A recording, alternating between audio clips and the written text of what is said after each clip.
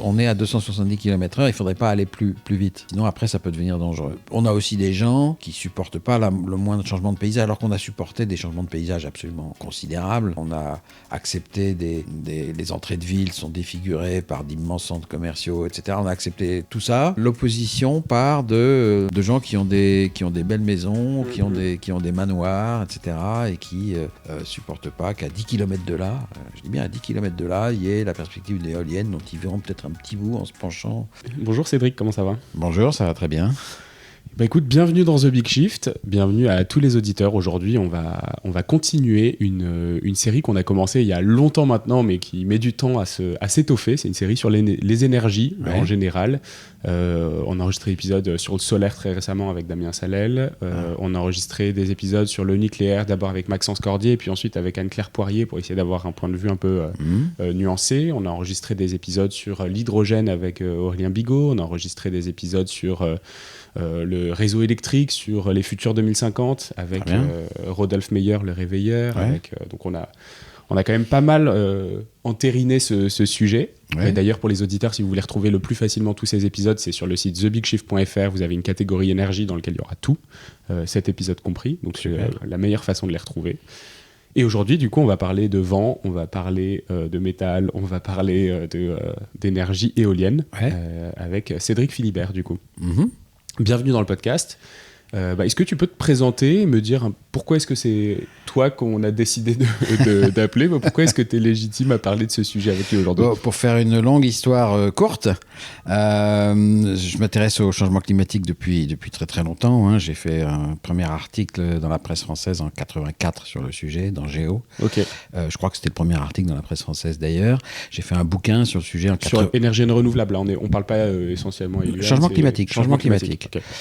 J'ai fait un bouquin sur le changement climatique en 90, qui s'appelait La Terre brûle-t-elle.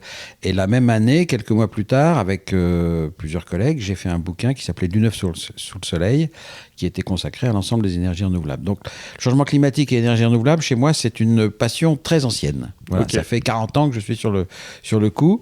Après, j'ai travaillé dans divers endroits, à l'ADEME, au ministère de l'Environnement, au PNUE, c'est le Programme des Nations Unies pour l'Environnement, dans une fondation. Et puis, surtout, j'ai fait 20 ans à l'Agence internationale de l'énergie. 10 ans sur le changement climatique, 10 ans sur les énergies renouvelables. Donc j'ai eu l'occasion, j'étais un peu le technologiste de l'équipe. J'ai fait ce qu'on appelait des feuilles de route technologiques sur l'éolien, sur le solaire thermodynamique, le solaire photovoltaïque. J'ai fait sur l'hydroélectricité. Je connais assez bien les renouvelables. Je suis un peu moins bon sur ce qui est le vivant, la biomasse, la bioénergie. J'ai des idées générales, mais je ne suis pas un grand expert de ces sujets-là. Mais les autres, je connais quand même assez bien. Et puis alors, en quittant l'AIE, qui m'a mis à la retraite en fin 2019, c'était le moment des confinements et tout ça. J'ai continué un certain nombre d'activités. J'ai fait de l'enseignement à Sciences Po, j'ai fait du consulting, j'ai travaillé un peu pour la Banque mondiale, j'ai encore travaillé pour l'AIE sous forme de contrat d'externe. J'ai rejoint l'Institut français des relations internationales, au Centre Énergie et Climat. J'ai écrit un certain nombre de papiers pour eux. Et puis j'ai fait un bouquin sur l'éolien parce que je trouvais que les éoliennes étaient injustement accusées de tous les maux. C'était l'objet de la transition énergétique le plus attaqué, le plus critiqué. Et donc, j'ai décidé de faire un livre qui s'appelle « Éolienne, pourquoi tant de haine ?», où j'essaye de démonter les demi-vérités et les francs mensonges qu'on balance partout, qu'on voit partout sur les éoliennes. Voilà. Et je m'apprête à faire la même chose maintenant avec le véhicule électrique. D'accord, ok. Hyper intéressant. On va avoir Aurélien Bigot qui va passer en janvier dans le podcast. Très bien. On sera très heureux de pouvoir en reparler à la suite de ça, probablement. Écoute, super intéressant que tu aies passé autant de temps dans le secteur. Oui. Depuis 1984, sur le secteur de l'énergie, des énergies renouvelables en particulier, tu as observé quoi comme grosses modifications de société qui ont été peut-être des tournants un peu majeurs dans la façon dont on les aborde ? Ah non, mais tout a changé. C'est-à-dire que en 84 ou en 90, quand on a fait ce livre sur du neuf sous le soleil, le photovoltaïque était l'énergie la plus chère. L'éolien était aussi une énergie chère. On n'avait pas encore... C'était quelque chose de philanthrope, en fait, de commencer à utiliser les énergies renouvelables? Alors, il y avait des États qui commençaient à y songer. Il y avait des choses en Californie. Ouais. Il y avait ce qu'on appelait le solaire thermodynamique. Alors, le solaire thermodynamique, ça marche bien là où le soleil est en vision directe, donc dans les pays chauds et secs. Là, on a la possibilité de concentrer les rayons du soleil sur un corps noir. Ça fait... de la chaleur, et ensuite cette chaleur on la transforme en électricité. L'intérêt, c'est que on peut stocker la chaleur pendant plusieurs heures et fabriquer l'électricité non pas au moment où le soleil brille, mais le soir au coucher du soleil, quand la demande d'électricité est maximale. Donc c'était très intéressant. Et puis à l'époque, cette technique coûtait 2 fois moins cher que le photovoltaïque. Maintenant elle n'a pas changé de prix, pas beaucoup. Elle coûte 3 fois plus cher que le photovoltaïque, parce que le photovoltaïque, pendant ce temps-là, a vu son coût divisé par 10. Ouais. Donc ça a été énorme. Et l'éolien a vu son coût divisé par 3 depuis ce moment-là. L'éolien offshore a surgi. Le secteur est totalement différent de ce qu'il était à l'époque. À l'époque, il y avait quelques pionniers. Il y avait les premières éoliennes en Californie, au Danemark. C'était des petites machines qui faisaient 20 mètres de haut, qui faisaient entre 20 et 200 kilowatts. Voilà, maintenant, les plus petites machines font 2 mégawatts. C'est-à-dire... ça, il y a 35 ans, en fait. Oui, c'est ça. Non, le secteur a profondément changé. Et c'était des investissements qui étaient... Alors, il y en avait qui étaient très anciens. Il y a eu des investissements dans le solaire... dans les années, au début des années 1900, il y a eu des choses. Comme il y a eu des voitures électriques d'ailleurs. Et comme le four solaire est très, très ancien, par exemple. Oui, absolument. Mais on avait en Californie déjà du solaire thermique pour chauffer l'eau chaude. Au début du XXe siècle. Comme on avait des voitures électriques au début des voitures, il y avait autant de voitures électriques que de voitures thermiques. Voilà, il y avait des éoliennes pour pomper l'eau dans les champs. Et d'ailleurs, elles sont toujours là. Les éoliennes, il y en a eu depuis la nuit des temps, enfin au XVe siècle, les moulins à vent. Les moulins, oui. Voilà. Comme il y a une des phrases de ton bouquin, c'est « Et pourtant, elle tourne ». Oui. Alors, c'est intéressant d'ailleurs parce qu'il y a des gens qui disent ah oui, alors les éoliennes ça va nous ramener au temps du 15e siècle. Ouais. Voilà, c'est un des thèmes de Jean Covici. Il dit mais les renouvelables elles étaient là avant et si on veut y retourner on peut, mais on va avoir 100 fois moins d'énergie, ce qui est une bêtise sans nom, mais voilà, parce que les machines n'ont rien à voir et puis le niveau d'investissement aujourd'hui n'a rien à voir. Le photovoltaïque, Damien Salel a sûrement dû te le dire parce qu'il connaît son sujet par cœur, mais le photovoltaïque en 2022, c'est $1 milliard par jour investi dans... c'est 1 gigawatt, 1000 mégawatts, l'équivalent en puissance d'une centrale nucléaire, même si ça produit moins d'énergie, 1000 mégawatts par jour installés dans le monde. Faut quand même avoir ces chiffres en tête. C'est pas du tout la même chose. D'ailleurs, l'Agence internationale de l'énergie a dit récemment qu'ils n'avaient pas du tout anticipé la rapidité du développement des énergies éoliennes et solaires ces dernières années. Voilà, l'Agence internationale de l'énergie a mis très longtemps avant de prendre la mesure des choses. Je me souviens que ça a été pendant 10 ans une bagarre à l'intérieur, notamment sur leur livre principal, le World Energy Outlook, qui pendant 10 ans a dit et écrit on a atteint l'an dernier un nouveau pic de déploiement du photovoltaïque. Un pic, ça veut dire l'an prochain, ça sera moins ou au mieux la même chose.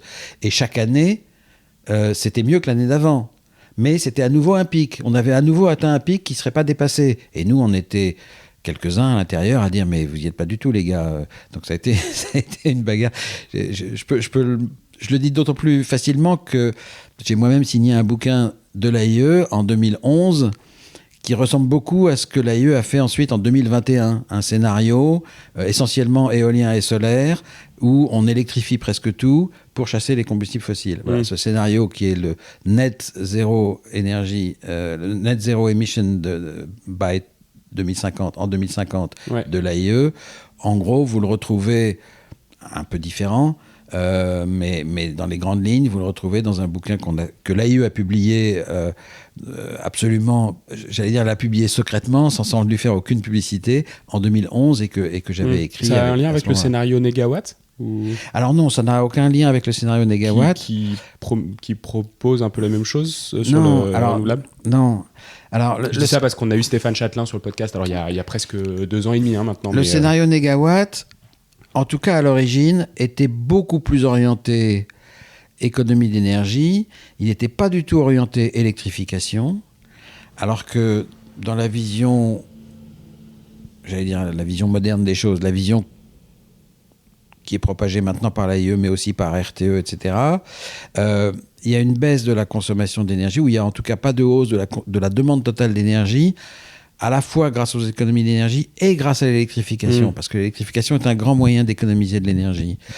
C'était pas du tout présent au début chez Négawatt. Alors c'est en train de changer. Négawatt, a un peu suivi le mouvement, mais de ce point de vue-là, Négawatt a sûrement été précurseur sur la sobriété, mais pas du tout sur l'électrification. D'ailleurs, son intitulé Négawatt le dit. Les opposants à Négawatt, très pro-nucléaire, il y a 15 ans, avaient créé une association contre qui s'appelait Négatep, pour dire non aux tonnes d'équivalent pétrole, et donc vive l'électricité. Bon, pour eux, c'était l'électricité nucléaire. Mais voilà, Négawatt était pas sur la même base, même si aujourd'hui on se rapproche. Okay. Merci pour cette grande introduction. L'idée, c'est quand même de parler d'éolien aujourd'hui. Oui. Du coup, est-ce qu'on peut reprendre peut-être les bases ? Qu'est-ce que c'est une éolienne ? De quoi c'est fabriqué ? Comment ça fonctionne ? Où est-ce qu'on en trouve aujourd'hui ? Toute la partie base qui nous permet de comprendre un peu ce que c'est que cette énergie. Donc, l'éolienne est une machine à transformer l'énergie mécanique du vent en électricité. Et on en trouve partout dans le monde aujourd'hui. Les machines qu'on installe aujourd'hui font au minimum 2 mégawatts et ça va jusqu'à 14 mégawatts en mer. En mer, parce que le vent est plus stable. Parce que le vent est plus stable, fort. Mais surtout parce qu'on peut les installer en mer. Parce qu'on a moins de difficultés logistiques. À terre, c'est très difficile d'installer des très grosses éoliennes parce qu'il faut pouvoir les transporter sur les routes qui ne sont pas faites pour ça, qui n'ont pas été dessinées pour que des camions chargés de pales qui font 60 mètres de long ou de morceaux de mât, etc., puissent passer facilement. Donc c'est compliqué d'aller au-delà de, alors selon où on se trouve, mais d'aller au-delà de 4, 5, 6 mégawatts. Au-delà, ça devient très très compliqué à terre. Et c'est une question de taille. Donc ça veut dire que les éoliennes offshore sont beaucoup plus grosses que des éoliennes voilà, sur terre. Elles sont plus grandes, elles sont plus grosses, elles ont une surface balayée plus grande. Alors, en mer, elles bénéficient aussi de vents plus réguliers. Ouais. Mais ça, c'est un peu un autre sujet.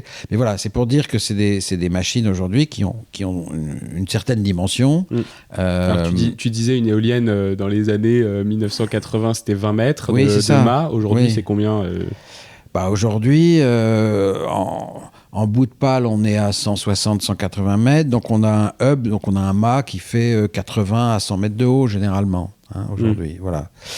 Donc, c'est... Voilà, mettez ça en perspective. Voilà. Alors, pourquoi on fait des grandes éoliennes et pas des petites ? C'est une question que les gens se posent. Il n'y a pas tellement d'économie d'échelle, curieusement, à faire plus grand. L'intérêt de faire plus grand, c'est surtout de faire plus haut. Et parce que plus haut, on a des meilleurs vents. Et c'est ça l'intérêt principal. Alors en mer, c'est moins vrai, parce qu'en mer, il n'y a rien qui arrête le vent, si j'ose dire. Donc, à partir du moment où on est au-dessus des vagues, exactement, bon. On peut très bien aller assez bas. À terre, il vaut mieux être un peu haut. Et puis par ailleurs, on met les pales pas trop bas aussi pour éviter d'avoir trop de problèmes avec les oiseaux ou avec les chauves-souris, etc. Donc on se met un peu plus haut, et puis plus on va haut et meilleur est le vent. Mais évidemment, plus on est visible.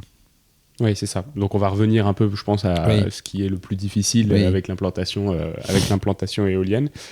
Donc on disait, historiquement, l'éolien est utilisé depuis très très longtemps, que ce soit sur du moulin, que ce soit avec d'autres technologies. Aujourd'hui, ça représente quoi sur le mix énergétique ? Est-ce que c'est beaucoup, pas beaucoup ? Et qu'est-ce qu'on a en termes de prévision ? On disait que le déploiement était énorme, que les coûts avaient été divisés par 3. Alors moins que le solaire peut-être, mais du coup, quelles sont les prévisions et qu'est-ce que ça représente aujourd'hui ? Alors aujourd'hui, en France, on a à peu près 10 000 éoliennes. On est fin d'année 2022, on a un chiffre rond à peu près à quelques unités. Donc à 1 gigawatt, ça veut dire 10 000 gigawatts d'éolien, à peu près ? Non, En un puissance. gigawatt, non, 2 Oui. mégawatts, 3 mégawatts. Pardon, oui. Donc en moyenne, on doit être à 2,5, 3 mégawatts de puissance. Voilà, donc ça fait 25 gigawatts. Voilà, non, faut pas. Même Oui, plutôt, mes ordres de grandeur sont complètement faussés. oui. La plus grande production instantanée, là, le record a été établi il y a quelques jours, un samedi, quelques jours où il y avait c'était pas après la tempête Après la Ciarán, tempête, mais dans des jours qui étaient quand même assez vantés, forcément, on a fait 17 gigawatts de production instantanée à certains moments. Voilà, c'est le record qui a été Et ça établi jusqu'à représente présent. quoi, du coup, sur la Alors, consommation peut-être électrique française? La consommation électrique française, elle varie entre 50 et 100 gigawatts, en gros, D'accord. en puissance instantanée appelée. Hein. Donc là, on est à 17. Alors, donc, il y a des moments, pendant la tempête, à 3 heures du matin, quand la demande est faible, on a dû atteindre des 35%. Voilà, mais c'est un peu exceptionnel. On est plutôt, en moyenne, sur l'année, on doit être à... que je dise pas de bêtises, on est à 8% sur l'éolien et on est à 4% sur le solaire. Ensemble, ça fait 12%. Et la France est à peu près dans les mêmes moyennes, dans la moyenne mondiale de ce point de vue-là. C'est-à-dire l'éolien dans le monde, c'est à peu près ça aussi. C'est le solaire 4%, l'éolien 8%. D'accord, Ensemble, ça fait 12%.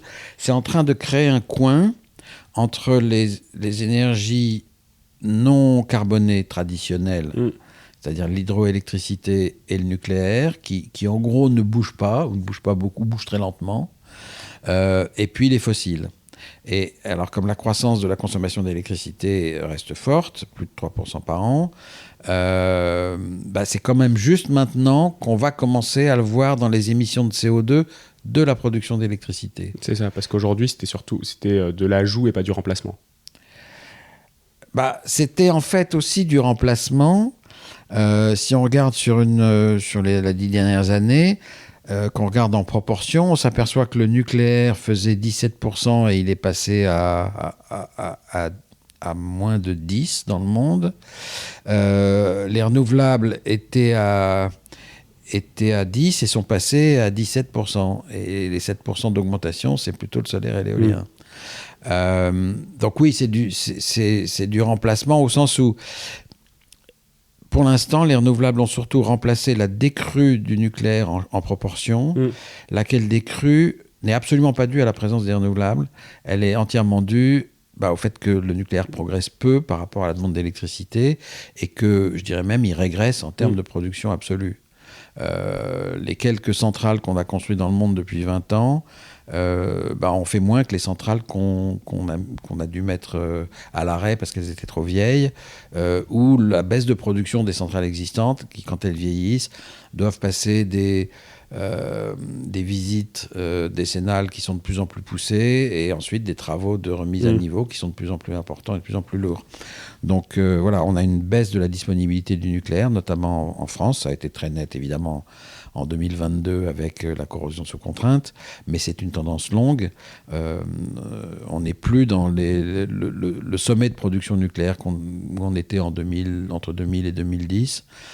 Voilà, on est nettement en dessous. On espère qu'on va remonter, mais on ne va pas remonter au même niveau. Et au fond, les renouvelables ont pris la place. Et si ça n'avait pas été les renouvelables, ça aurait été le fossile. C'est-à-dire que on n'a pas encore de décrue nette de la production d'électricité fossile, mais dans tout scénario contrefactuel, si on n'avait pas eu les renouvelables, on aurait eu beaucoup plus de gaz et de charbon. Exactement.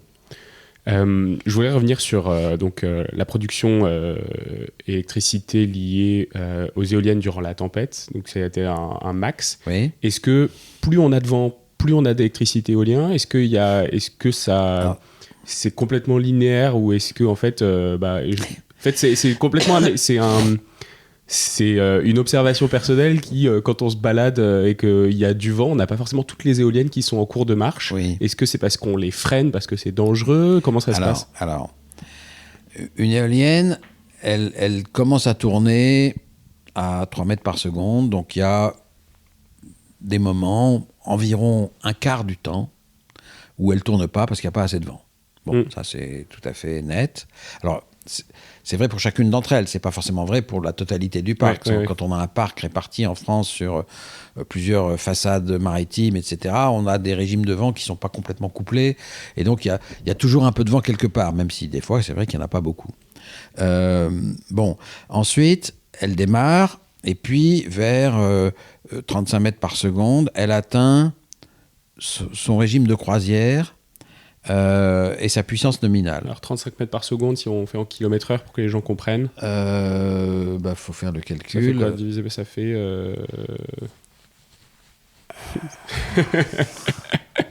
Désolé pour cette question. Il faut multiplier par 3,6. Ouais, c'est ça. Ça nous fait du... On va couper cette partie-là, peut-être. On accélérera un peu le passage où on fait des calculs un peu compliqués. Non, mais on est autour de 10-15 km/h, du coup, c'est ça ? Ouais, c'est ça. On est vers 10 km/h. Et puis, elle atteint la puissance nominale. C'est-à-dire que quand le vent va accélérer, la puissance mécanique du vent, elle augmente très vite avec la vitesse. Hein. C'est une fonction du cube de la vitesse.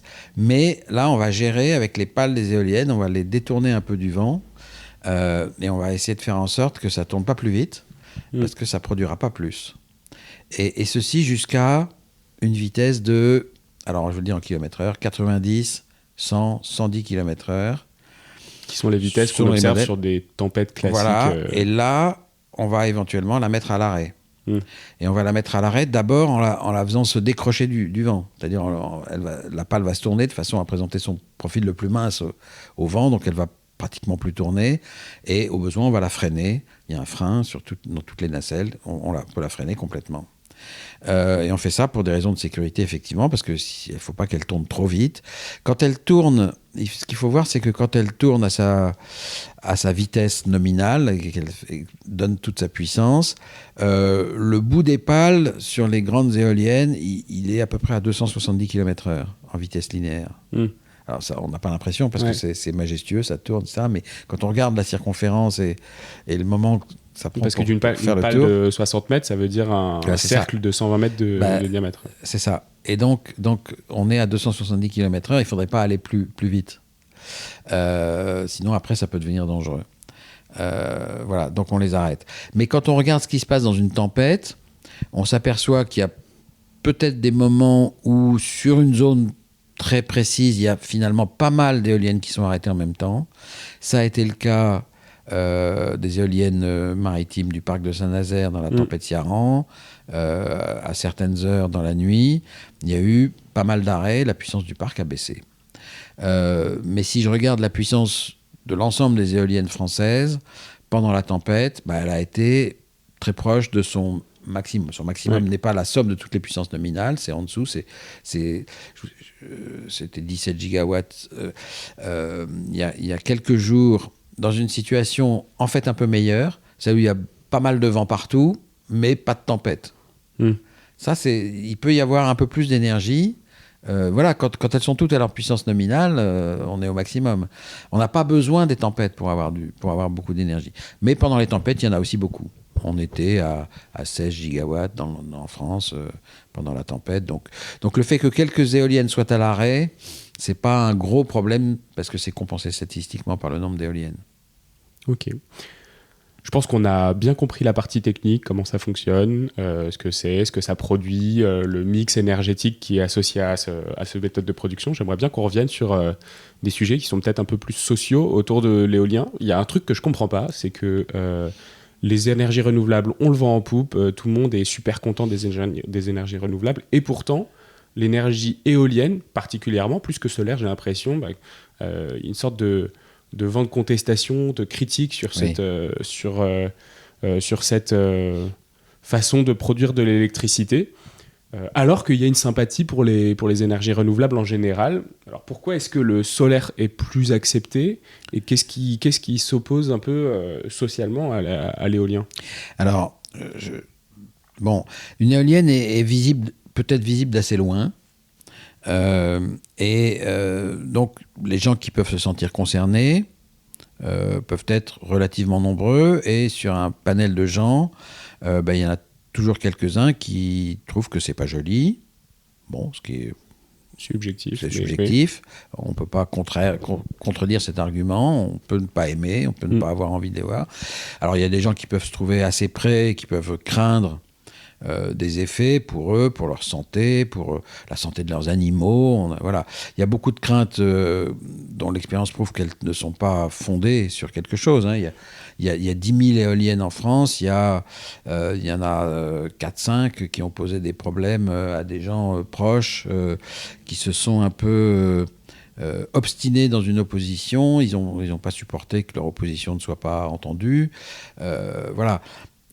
Alors, donc il y a toujours des gens localement qui vont dire ah ben moi j'en veux pas, moi je préfère pas, j'ai choisi cet endroit pour être tranquille, c'est pas pour avoir une éolienne qui fait que ça va ressembler à je sais pas quoi, il va y avoir de la lumière la nuit, ça, on pourrait se défaire de ça très facilement, mais bon, il va y avoir du bruit, en fait il y a assez peu de bruit, mais bon on peut entendre un peu le flouf-flouf de la pale qui passe devant le mât, à 500 mètres on n'entend pas énormément, mais on entend un petit peu, bon, etc. Donc voilà, des gens qui peuvent trouver que ces nuisances sont insupportables, comme quelquefois la nuisance du voisin. On trouve qu'elle est acceptable parce qu'on est content de savoir qu'on a des voisins, ou on trouve qu'elle est insupportable parce que, pour des tas de bonnes raisons ou de mauvaises raisons, nos voisins ne nous plaisent pas. Voilà. On peut avoir des tas de bonnes et de mauvaises raisons de crisper sur quelque chose.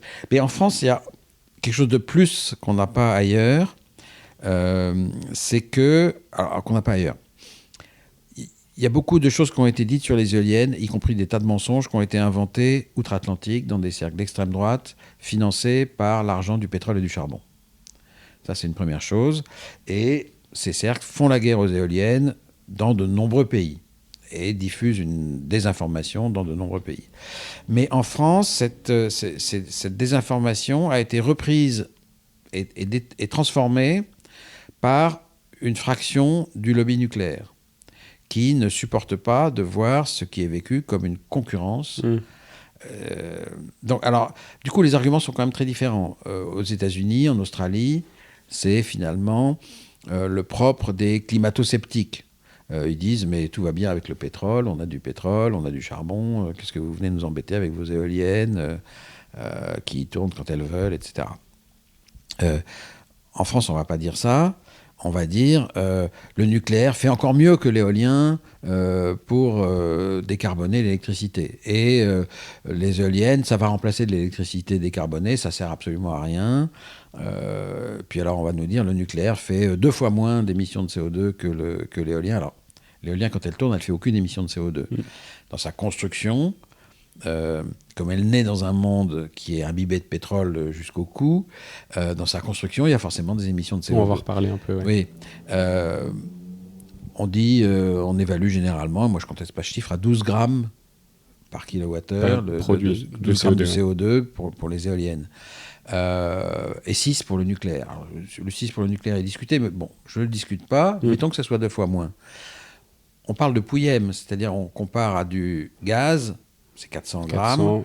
Du pétrole, 800, du charbon, 1200. Le charbon, 1000 et quelques, voilà. Donc le 2 fois plus n'a juste aucun sens. Voilà.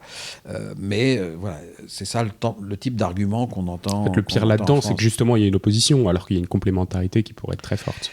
Alors, oui et non, mais bon, c'est un autre sujet, mais c'est plutôt des choses qui vont dans le même sens du point de vue des émissions de CO2. Ça, c'est absolument clair. En fait, les éoliennes en France, quand elles tournent, la plupart du temps, elles évitent en réalité des fossiles, notamment du kilowattheure ex-gaz, qui serait soit produit en France, soit importé et produit à l'étranger avec du gaz ou du charbon. Pourquoi ? Parce que, pour rappeler, mais vous pourrez écouter l'épisode avec Rodolphe Meyer, c'est parce qu'on ouvre les centrales de production d'énergie, d'électricité dans un certain ordre, en fonction de leur facilité à être ouvertes et de leur impact sur l'environnement. Et donc, les centrales fossiles... Et du coût marginal de leur fonctionnement. Exactement. Et ce coût est excessivement faible pour les éoliennes et le solaire. Donc, ce sont des énergies qu'on prend. Quand elles produisent, on les prend. Et en fait, ce qu'on déplace, la plupart du temps, c'est l'énergie, la dernière énergie dans ce merit order, celle qui coûte le plus cher en coût marginal, c'est-à-dire celle qui est basée sur un combustible qu'il faut acheter. Au milieu, il y a les centrales nucléaires où il y a un peu de combustible, mais il y a quand même beaucoup de capital. Et puis, tout à l'extrémité, il y a les centrales qui coûtent les moins chères en capital, mais qui coûtent les plus chères en combustible, c'est les centrales à gaz. Voilà. Et donc, c'est celle-là qu'on va arrêter en premier, évidemment, quand on a la chance d'avoir de l'électricité décarbonée en plus, mais surtout gratuite. Une fois qu'on a installé l'éolienne, l'électricité qu'elle produise est quasiment gratuite. Donc, a priori, ce qui fait que les éoliennes sont moins acceptées que le solaire, c'est plutôt une partie, je dirais, de voisinage, de consensus. Alors, il y a des questions de voisinage, il y a des questions... Il y a une résistance au changement qui est naturelle chez chacun de nous, mais qui est aiguillonnée par les gens du nucléaire. Et il est rare que dans un morceau de campagne, on ne trouve pas quelques retraités de nucléaire ou qui ont plus ou moins vécu cette période avec enthousiasme, etc. Et qui vivent ça comme une négation de ce qu'ils ont fait. Voilà, une remise en question de toute leur vie, finalement. Donc ils réagissent parfois excessivement violemment face à ça. On a aussi des gens qui supportent pas le moindre changement de paysage, alors qu'on a supporté des changements de paysage absolument considérables depuis ces 50 dernières années, la disparition des haies, la disparition du bocage, la restructuration agricole. Je veux dire, on a accepté les entrées de ville sont défigurées par d'immenses centres commerciaux, etc. On a accepté tout ça. Mais l'éolienne, alors non, elle fait figure de repoussoir absolu, et on a y compris des châtelains qui partent en guerre, et c'est assez frappant de voir que dans plusieurs coins de France, l'opposition part de gens qui ont des belles maisons, qui ont des manoirs, etc., et qui supportent pas qu'à 10 km de là, je dis bien à 10 km de là, il y ait la perspective d'une éolienne dont ils verront peut-être un petit bout en se penchant en dehors de leur fenêtre. Ils l'apercevront un peu, c'est insupportable. Voilà. C'est comme ça. Il y a aussi un autre point, je pense, c'est vous qui allez me le dire, mais le rythme pour lancer un nouveau projet de parc éolien, on dit qu'il faut 8 à 10 ans entre le moment où on considère qu'on peut s'implanter ici et le moment où on voit les premières éoliennes produire leur première électricité. Oui. Ensuite, on considère aussi que la durée de vie d'une éolienne, c'est 25 à 30 ans. Oui. Donc, ça veut dire qu'il y a plus d'un tiers du temps de production de l'éolienne qui est en fait utilisé pour juste tenter de voir le projet sortir de terre. Est-ce que ça, du coup, ça peut être un gros frein à leur implantation ? C'est pas un tiers du temps, c'est l'équivalent d'un tiers du temps. Parce que oui, c'est ça, oui, bien sûr. Oui. Bon, mais un quart du temps total, quoi. Ah ben non, mais c'est un problème parce que c'est vraiment très long. C'est parce qu'on a un régime juridique très complexe avec une multiplicité de règlements à satisfaire, et donc une multiplicité d'occasions de recours. Et puis surtout, on n'a souvent pas de base objective. Au lieu d'avoir des obligations de moyens, on a des obligations de résultats sur beaucoup de choses. Et ces résultats sont extrêmement difficiles à prouver. L'obligation de prouver que on ne va pas détruire plus d'oiseaux. Vous savez que les oiseaux sont menacés par des millions de choses, sont tués par des millions de choses, les pare-brises des voitures, les vitres des bâtiments, les chats domestiques retournés à la vie sauvage, les chasseurs, les pesticides dans les champs qui tuent les insectes, etc. Bon. Donc il y a de multiples causes, et les éoliennes, c'est une cause qui vient tout à fait en bas des causes concernant les oiseaux, mais ça peut atteindre quelques oiseaux qui ont plus de valeur pour les écologistes que les autres, c'est-à-dire les grands rapaces, etc. Et donc là, c'est absolument un drame. Donc il faut montrer que s'il y a quelques mortalités, elle ne remet pas en cause l'espèce, elle ne menace pas la survie de l'espèce, c'est tout à fait normal. Mais au lieu qu'on traduise ça par une obligation de moyens, par exemple, les éoliennes devraient avoir un système d'effarouchement et de reconnaissance de l'arrivée d'oiseaux dans la zone, et éventuellement de bridage si l'effarouchement ne marche pas, etc. On donne des obligations de résultat. L'obligation de résultat, elle est très très difficile à apprécier. Donc d'une préfecture à l'autre, selon que le fonctionnaire qui va instruire le dossier, il vient plutôt du monde de l'énergie ou plutôt du monde de la biodiversité, il ne va pas avoir le même jugement.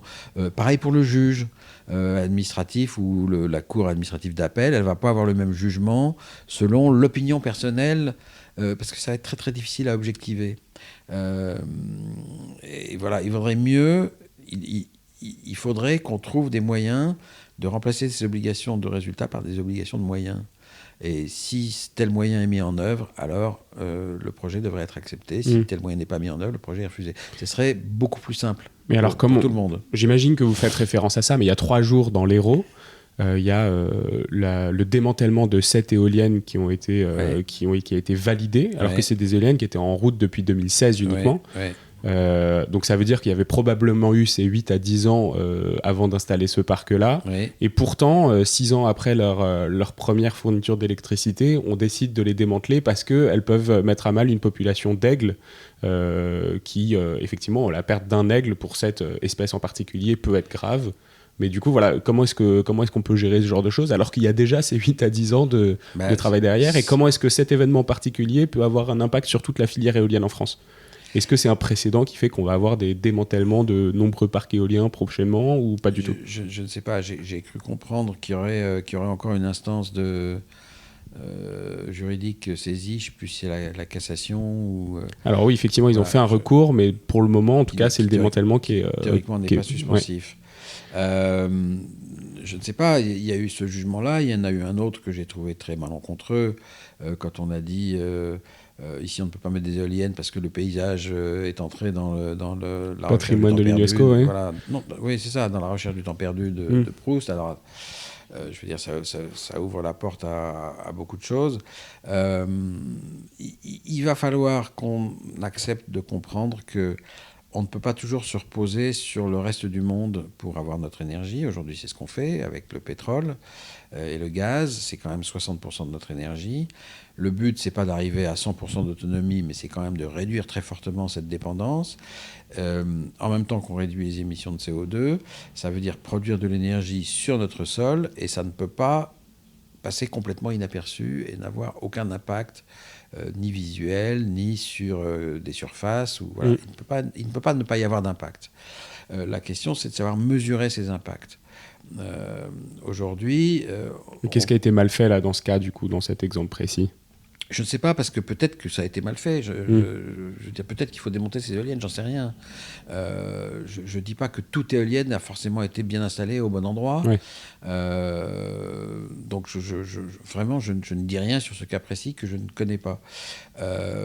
Mais de façon générale, on prend des précautions qui deviennent maintenant absolument extraordinaires, et on ne fait pas forcément les choses simples.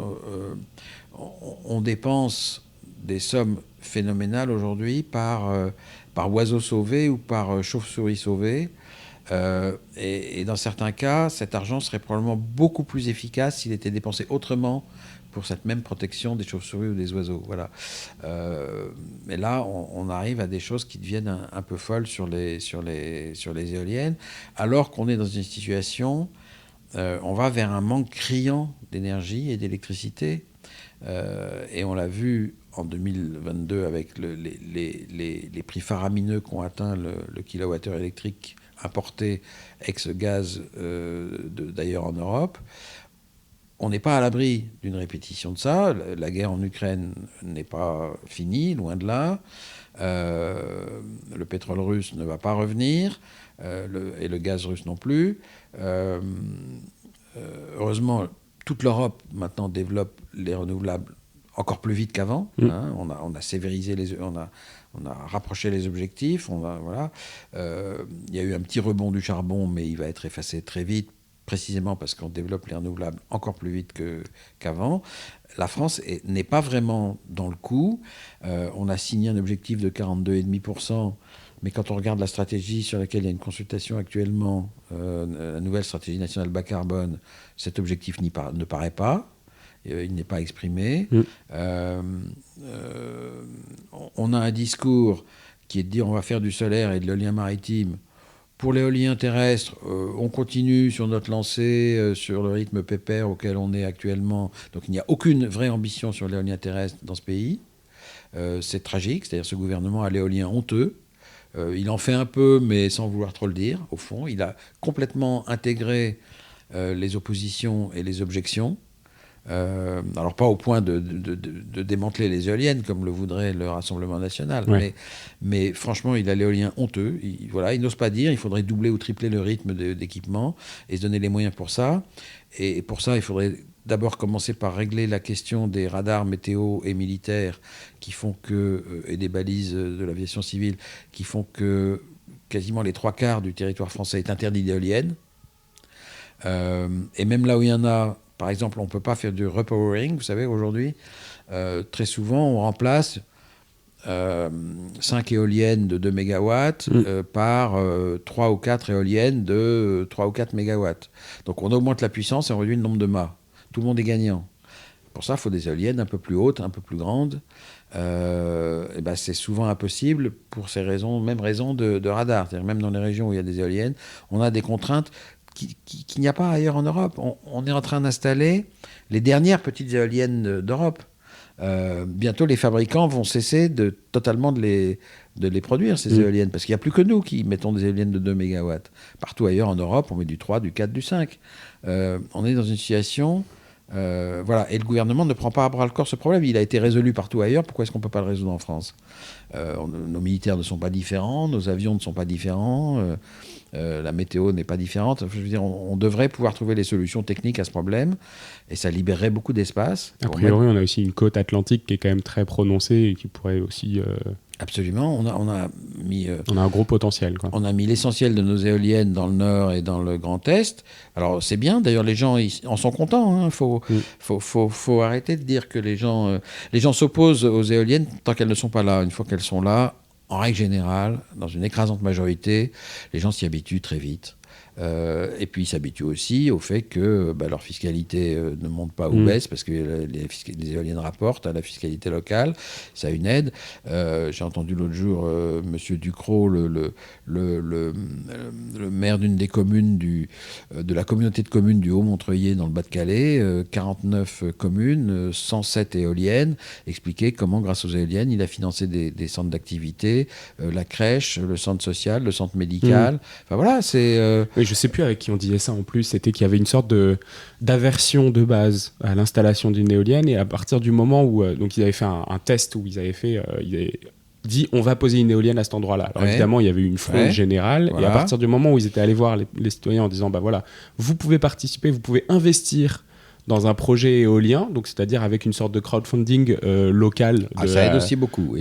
Et en fait, le fait de pouvoir être investi de ce projet, vraiment être partie prenante de ce projet, en fait, toutes les velléités s'étaient effondrées d'un coup, et les gens étaient plutôt heureux d'avoir ça. Et peut-être qu'il y a un côté un peu démocratique, un peu participatif, citoyen à retrouver là-dessus. Oui, on a de l'éolien participatif en France, des gens qui ont monté des associations, mais c'est extraordinaire ce qu'ils font. Hein.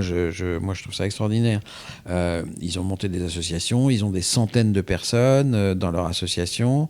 Ils ont des gens qui ont investi, les uns 100 €, les autres 1 000 €, etc. Je trouve ça intéressant. Quand on peut avoir un retour sur investissement même à 3 à 4% pour un citoyen qui, au lieu de ça, aurait mis sur un livret A. Absolument. Et puis voilà, les gens du coup participent au développement économique et énergétique de leur territoire. C'est super bien ce qu'ils font. Et ces gens le font avec parfois beaucoup de ténacité. J'en ai rencontré. J'ai rencontré un monsieur qui avait plus de 80 ans. Ça fait 10 ans qu'il se bat pour son éolienne, et il est en but au recours du châtelain du coin qui n'en veut pas dans son territoire. Voilà. Et ça fait 10 ans qu'il tient son association et qu'il a regroupé des centaines de gens qui soutiennent le projet, et ça bute toujours sur la mauvaise volonté d'une poignée. Ouais. Alors j'ai l'impression que la volonté générale reste en demi-teinte. On est en train de boucler un peu cet épisode, mais j'ai l'impression que la volonté générale reste un peu en demi-teinte. C'est quoi votre espoir sur le futur ? Est-ce que déjà depuis 5-6 ans, vous avez vu une grosse différence dans l'acceptation de ces projets-là ? Ou est-ce que c'est toujours aussi compliqué de les faire avancer ? Et est-ce que Est-ce qu'il y a un espoir pour que ce soit plus simple dans les 2-3 prochaines années, puisque de toute façon, en fait, on a un objectif de multiplier par 3 les énergies renouvelables en 2030. Malheureusement, je ne suis pas sûr. Alors, il y a des dispositions dans la loi d'accélération des renouvelables qui peuvent aider. La possibilité d'avoir un fonds de recours pour ceux qui vont construire, d'un fonds de garantie pour ceux qui construiraient sans que tous les recours soient épuisés, parce que dans la plupart du temps, les recours finissent par ne plus faire obstacle, parce que les coûts on finit par réussir à les construire, mais on s'épuise. Voilà, ça prend du temps. Donc maintenant, on va pouvoir construire sans attendre forcément le dernier moment. Ça, c'est positif. Mais d'autre part, le Sénat a inventé toute une espèce de millefeuille de planification qui est supposée faciliter l'acceptation, mais qui est censé se mettre en place d'ici 5 ans. Et c'est beaucoup trop long, parce que là, on est pris à la gorge. On a été pris à la gorge en 2022, on le sera peut-être à nouveau demain. Si on a à nouveau un pépin générique dans nos centrales nucléaires, ce sera vraiment très problématique. Il faut répondre à la demande croissante d'électricité des citoyens, de l'industrie aujourd'hui qui veut se décarboner, du transport qui veut se décarboner. Et pour ça, on n'a pas d'autre moyen que le solaire et l'éolien terrestre à court terme. À plus long terme, on a évidemment l'éolien maritime, et puis à encore plus long terme, on a éventuellement de nouvelles centrales nucléaires, s'ils arrivent à les fabriquer dans les temps qu'ils nous promettent, ce qui n'est pas démontré, parce que ça fait 20 ans qu'on n'arrive pas à construire des centrales nucléaires dans les temps prévus, où que ce soit. Mais bon, donc en attendant, on n'a que ça, et on ne fait pas tout ce qu'il faut. Alors on fait un peu mieux sur le solaire, peut-être. Le problème du solaire, à terme, c'est que le solaire, c'est très bien pour l'été. L'éolien, c'est très bien pour l'hiver. Et la demande d'énergie dans les pays tempérés, elle est quand même 2 fois plus forte en hiver qu'en été. Donc, dans les pays tempérés, on a absolument besoin de l'éolien. Dans un pays tropical, on pourrait faire qu'avec du solaire. Dans un pays tempéré, on a absolument besoin de l'éolien. Sinon, il faudrait produire beaucoup l'été et puis le transférer sur des mois. Gigabatteries. Voilà, mais ça n'est pas possible. Donc, la première réponse à la variabilité de l'éolien et du solaire, c'est d'avoir les deux. C'est pas d'en avoir aucun, c'est d'avoir les deux, parce que les deux se complètent en termes de saison. Et c'est le plus important, c'est le plus difficile du point de vue du stockage. Donc il nous faut les deux, et en France et en Europe, il nous faut de l'éolien, et l'éolien terrestre est celui qui potentiellement va quand même beaucoup plus vite à mettre en place que l'éolien maritime.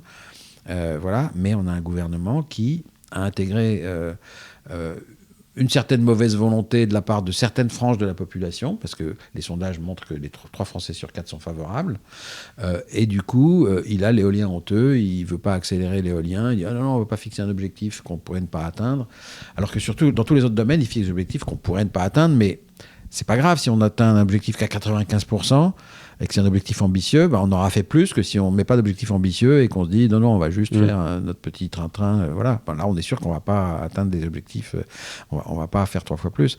Donc ça, c'est très, très problématique. Merci beaucoup, Cédric, pour cet épisode qui m'a fini un peu... Je m'attendais à avoir peut-être un petit espoir de ça va accélérer à fond, mais j'ai l'impression, c'est peut-être aussi le calendrier législatif, le calendrier exécutif où on peut se dire prochaine élection 2027, est-ce qu'on arrivera à avoir un gouvernement qui est plus long, mais du coup ça revient à long, quoi. Je pense que l'éolien dans le monde, ça va progresser rapidement. En Europe, ça va progresser rapidement.